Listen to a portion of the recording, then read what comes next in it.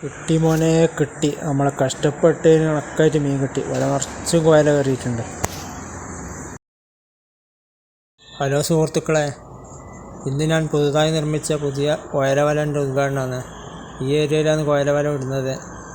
കോയല വല വളക്കുന്ന വീഡിയോ ഞാൻ എടുക്കുന്നില്ല, ഞാൻ ഒറ്റക്കാന്ന്, രണ്ടും കൂടി നടക്കൂല.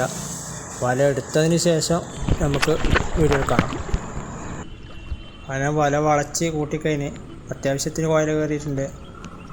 നല്ല കോയല ഇതാ പടക്കുന്നത്. കാണാൻ തന്നെ എന്ത് ഭംഗിയാണ് കോയല അല്ലേ.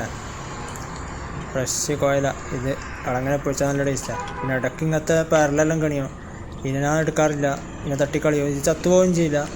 ഇതിനെ തന്നെ തട്ടി കുറച്ച് ഇതിനെ വളർത്തി തട്ടി ഇളക്കലാണ്. അത് ജീവനോടെ പോകും, ഒന്നും ആവില്ല, ചാവുകയും ചെയ്യില്ല.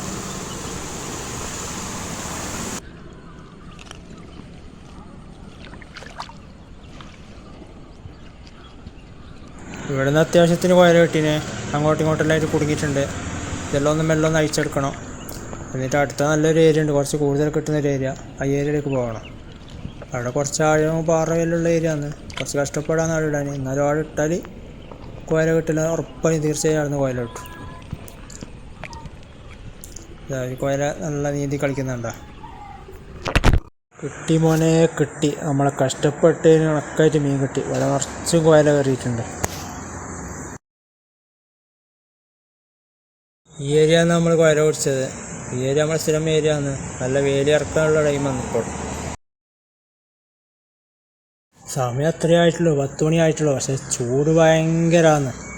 ഈ വെയിലും കൊണ്ടിട്ട് ഈ കോയലനി വലന്ന് ഊരണം. തണലടി ഇല്ല ഇവിടെ, മരെല്ലാം കുറച്ചങ്ങോട്ടേ ഉള്ളൂ. ഇനി വീഡിയോ എടുക്കാൻ നിന്നാൽ വെയിലിനും കൂടും. അതിന് മുന്നേ ഇത് അയച്ചെടുക്കട്ടെ. വീഡിയോ എല്ലാവർക്കും ഇഷ്ടപ്പെട്ടെന്ന് കരുതുന്നു. ഈ നല്ലൊരു വീഡിയോ ആയിട്ട് വീണ്ടും വരും. എല്ലാവരും ഒന്ന് സബ്സ്ക്രൈബ് ചെയ്ത് ലൈക്ക് അടിച്ചൊന്ന് പ്രോത്സാഹിപ്പിക്കണം. ഇനി അടുത്ത നല്ലൊരു വീഡിയോ ആയിട്ട് വീണ്ടും കാണാം.